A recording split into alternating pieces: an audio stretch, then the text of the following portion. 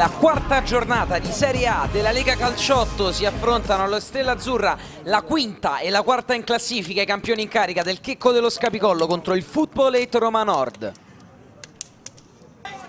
Calcio d'angolo per il Checco dello Scapicollo, batte De Simone lungo sul secondo palo, arriva Maramao col sinistro al volo sul primo palo con deviazione, ma è il vantaggio del Checco dello Scapicollo, 1-0. Footballate che prova a reagire ma se le va sulla sinistra Capolei che riceve una manata da Tilinka già ammonito. Vediamo la decisione dell'arbitro che non lo caccia fuori, si crea però un capannello anche sulla panchina del Checco. Il quarto uomo fa allontanare Buzzi, espulso Buzzi dalla panchina.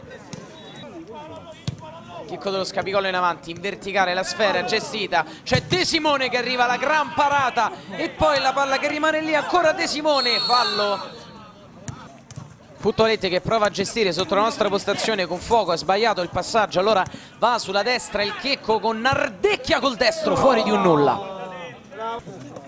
Footballate che prova a reagire, qui la sfera aperta sulla destra, il tiro deviato fuori. Cardelli prova a uscire, palla al piede ma sbaglia, consegna la sfera al Checco dello Scapicollo che può andare in contropiede, servito Maramao col piattone dentro per De Simone che se lo divora. Sta per partire Maramao, andrà a rientrare, va sopra la barriera Maramao, Vladescu, un miracolo sul palo. Esce il Footballate, palla al piede con Tilinka che viene messo a terra, si rotola, probabilmente ha subito fallo ma sentiamo chiaramente un'imprecazione da terra di Tilinka che a norma di regolamento dal direttore di gara viene cacciato fuori, rosso diretto per Tilinka. Sfera che attenzione passa, rientra sul sinistro, il tiro e la parata sul tiro di De Simone.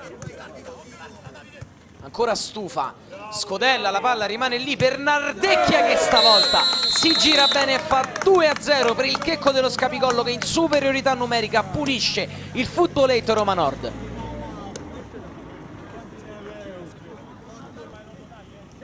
Checco dello Scapicollo ancora in avanti, adesso fa fatica il Footballate a contenere le iniziative, l'ottimo scambio e la rete di De Santis, bellissimo, l'1-2 con Capolei che gli rende un assist d'autore. De Santis deve solo appoggiare dentro per il 3-0 del Checco.